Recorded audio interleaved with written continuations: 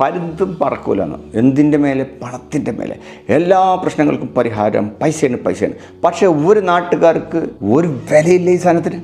Switzerland തന്നെ. അതായത് അവർക്ക് ഭാവിയെക്കുറിച്ച് ചിന്തിക്കുമ്പോൾ യാതൊരു ആകുലതകളും വ്യാകുലതകളും ഇല്ല. ജീവിതത്തിൽ മൊത്തം നോക്കുമ്പോൾ പൈസൻ്റെ ഒരു ആവശ്യം അവർ കാണില്ല.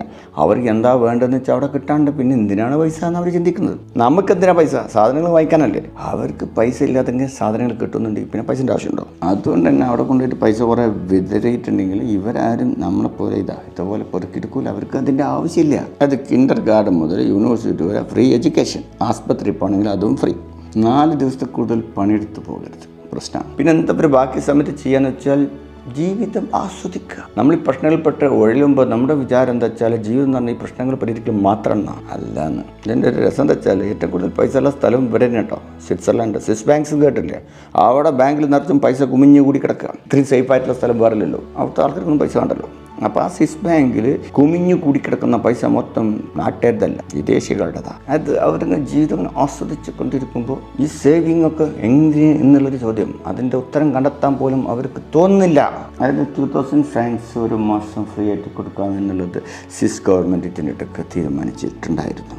ഇനി ഇത് നമുക്ക് വരാൻ പോകട്ടോ. യൂണിവേഴ്സൽ ബേസിക് ഇൻകം ഇപ്പോൾ എല്ലാവർക്കും കൊടുക്കേണ്ട അവസ്ഥയ്ക്ക് വന്നിരിക്കണം. പക്ഷേ നമ്മൾ എലോൺ മസ്ക് പറഞ്ഞെന്താണെന്നറിയോ?